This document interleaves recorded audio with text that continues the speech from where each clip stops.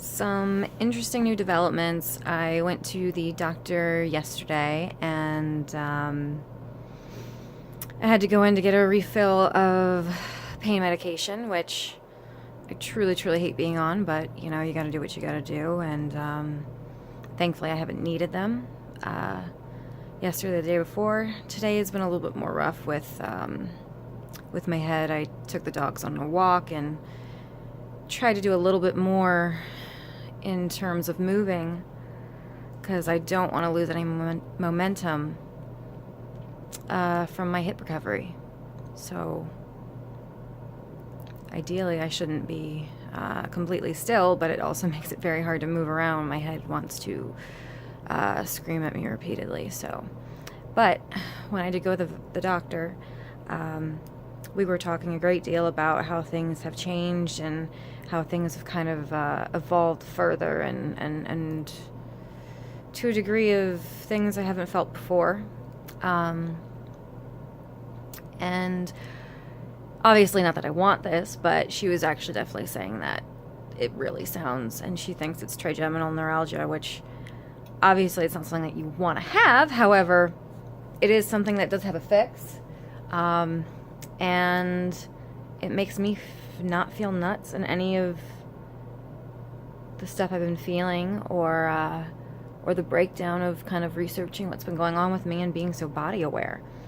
I think that was a lot of my hardest part, especially when I first got what we think was fibromyalgia, because it was like everything was just assaulting me at once, and I couldn't really break it down as to where energy was flowing, where misfires were happening, that kind of thing, because it was just kind of everything. But this bout of everything, I've definitely been far more body aware and really been paying attention of how it manifests and how it changes and everything like that. So obviously when I talked to her about the Chiari malformation or deformation, she said that could also be something because it would give you the same symptoms as trigeminal and occipital neuralgia.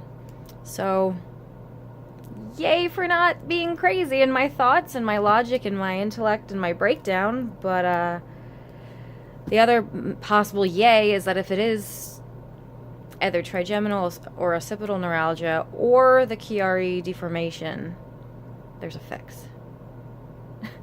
And that's huge, because most of my life there's no fix. You just gotta wing it and soldier the fuck on like usual. And if you get tired from being strong and surviving, too bad for you. That's your only choice you got.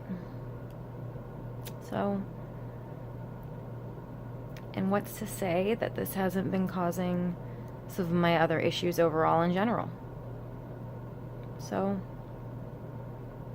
who knows?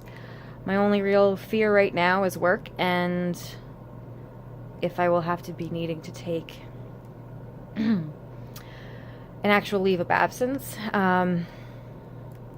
or not, because I haven't been able to work really right now, because my brain has just absolutely been assaulted, and frankly, the sunlight's actually bothering me right now, so turning my head away from that nonsense. Just thought I'd make myself not look like a little dead Norwegian boy, but oh well, that's what you get.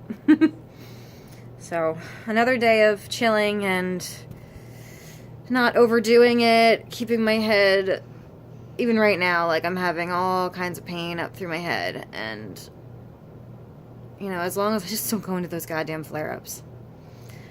Those flare-ups are literally like the worst things I've ever experienced in my entire life. And that one that I actually taped the other day last week when I started all of this, I'm going to go ahead and call it a full flare, even though it wasn't as painful as some of the other ones I've had. It was still one of the worst ones I've had, so I definitely think that we can count that as the 6th in a month,